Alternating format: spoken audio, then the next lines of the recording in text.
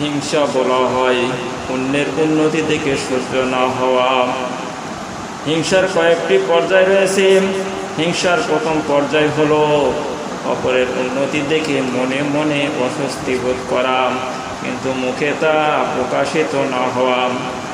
এই পর্যায়ের হিংসায় গুনাহ হয় না, তবে এরূপ মনোভাব ত্যাগ করা ভালো, কারণ এই মনোভাব এক সময় প্রকাশ হয়ে গুনাহ রূপ নিতে পারে।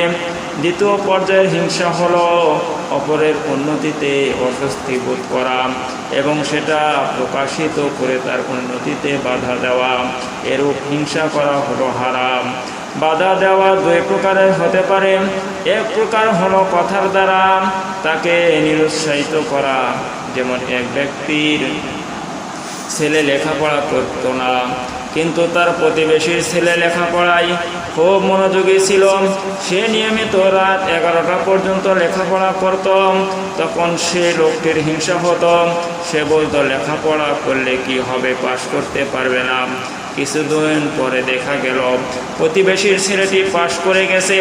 তখন সে বলতে লাগলো, পাশ করলে হবে কি, চাকরি পাবে না। কিছুদিন পরে দেখা গেল সে চাকরিও পেয়েছে। তখন সে বলল, চাকরি পেলে হবে কি, বেতন পাবে না। কিন্তু যখন সে বেতন নিয়ে ঘরে আসলো, তখন সে হিংসার জ্বলে পুড়ে মরতে লাগলো। এই জন্য হাদিস শরীফে আছে, তোমার সঙ্গে যদি কেউ হিংসা করে তবে তার প্রতিশোধ নিও না, কারণ এমনিতেই সে হিংসার আগুনে জ্বলে পুড়ে মরছে।